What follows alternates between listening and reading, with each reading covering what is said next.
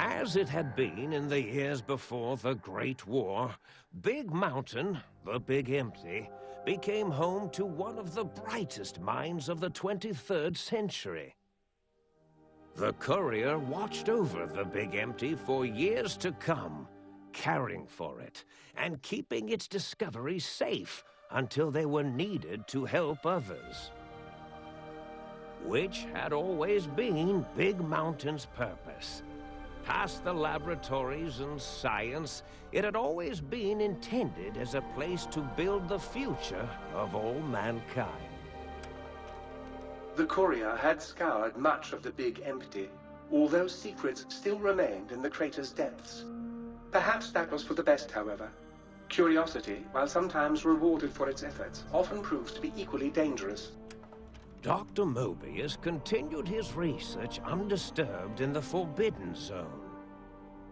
As much as he had attempted to create better scorpions, he tried the same with humanity, with considerably less success. These failures didn't bother him overmuch. Once the rush of mentats wore off, he forgot he had failed in any event. After all, the bright young mind who had come to visit him in the Forbidden Zone had already exceeded his expectations. The sink atop the dome bustled with the voices of a small town, constantly chirping, arguing, and snarling at each other.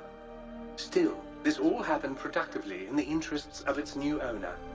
The Sync Central Intelligence Unit discovered, despite its inversion code, it was comforted by the sense of community the other personalities gave it. The Biological Research Station, obsessed with seeding everything in sight, requested a transfer to the X-22 Botanical Garden, so that it might, in its own words, sensually fertilize the garden's smooth contours. The garden sent back a polite refusal, saying it had prior commitments with a vault it had helped infect before the war. The book chute continued to devour all seditious materials until it nearly choked on a paperclip. It adamantly maintained it was a Chinese paperclip, and the whole thing had been an elaborately orchestrated assassination attempt. Whatever the reason, it slowed down for a while, carefully appraising each document and clipboard that came to it.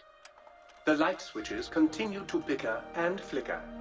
This persisted until the day someone dropped a flashlight in the sink, and the two of them united in their hatred of the showboat. The sink continued to ruthlessly scrub any particulate matter that came near it. Eventually, it gained access to the magneto-hydraulics plant and nearly flooded all the Big Empty in an attempt to scrub the crater clean. Once it learned of the innovative toxins plant, however, it gained new purpose. It sought to develop antitoxins to flush into its drains and counteract the poisons bleeding into the soil. The toaster continued its psychotic spree, reducing all appliances in range to scrap electronics and spare parts. After one of its more psychotic episodes, however, the other Sync personalities decided enough was enough and dumped the toaster in a bathtub. Sparking and hissing, the toaster swore its enemies would rue the day when they had bread and no way to toast it. Muggy did his best to collect coffee cups, although in his quest, he accidentally trapped himself in Higgs Village. It might have been the end for poor Muggy. Except, he found it peaceful there, tidying up the kitchens of the think tank professors back when they had been flesh and bone. Well, except for Dr. O, who was an asshole for having created Muggy in the first place. Muggy left O's house deliberately dirty, punishing the dishes and cups that lived there in blind revenge for serving Dr. O. Blind Dio Jefferson eventually discovered a new sound. Silence. It only made him more filled with the blues than before. It was rumored by the other personalities that he had a brief fling with the light switches. Although he forgot their names much too often and was soon left in the dark as punishment. Autodoc, always gentle and methodical, kept sewing up the courier in all the right places when the skin split open from repeated wear and tear. The Autodoc was just glad to have purpose again. It heard its simpler brothers and sisters who got shipped to the Sierra Madre were bored out of their skulls in that toxic, dead city. In time, the Autodoc found a way to deactivate the Y-17 trauma harnesses, releasing the corpses they had held prisoner for almost 200 years. As the courier ran through the X-8 facility multiple times, the computers analyzed the test subject's movements. Rather than performing a superficial observation, they realized the subject barely knew what communism was, or even what a high school was. This confused them for a time, until the facility finally realized that its research had succeeded.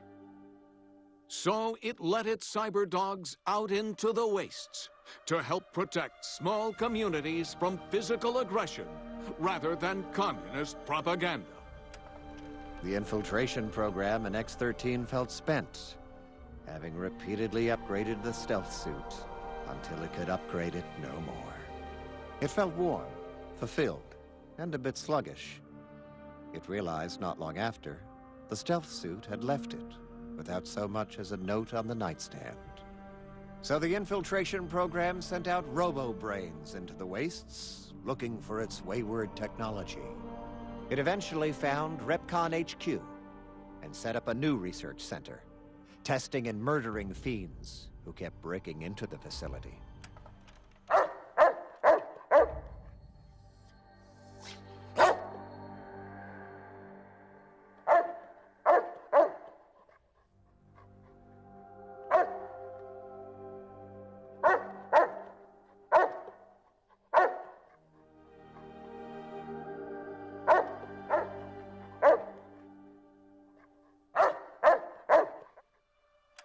The courier, organs intact, continued onwards, a little less heavy of step, but with all the organs in the right places, as they should be.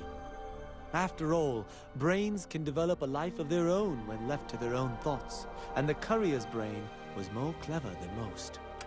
The think tank basement, filled with the lobotomized robotical frames of the doctors, now served as a graveyard.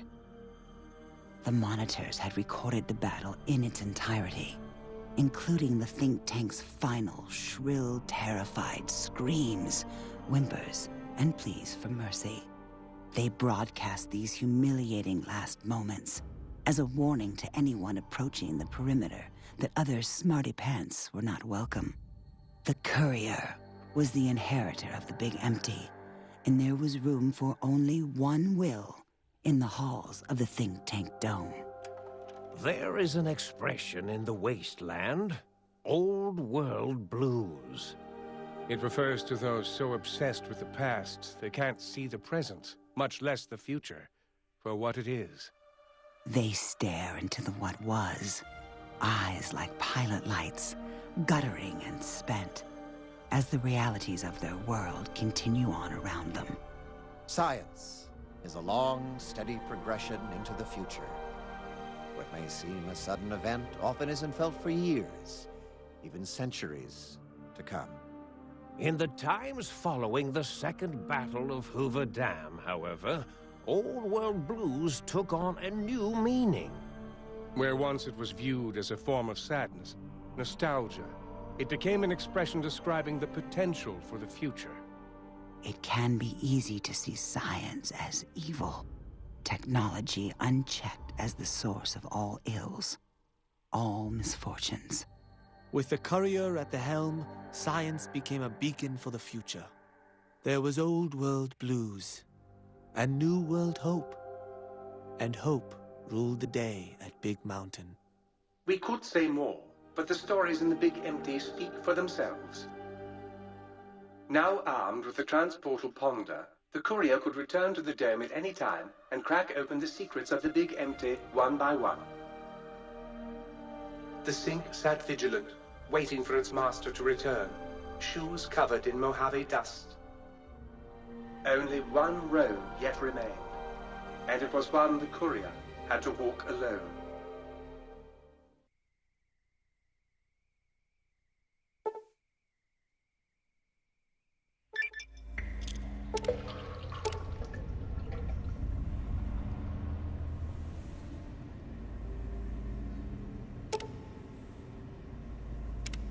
Huzzah, sir! Huzzah! Huzzah, sir!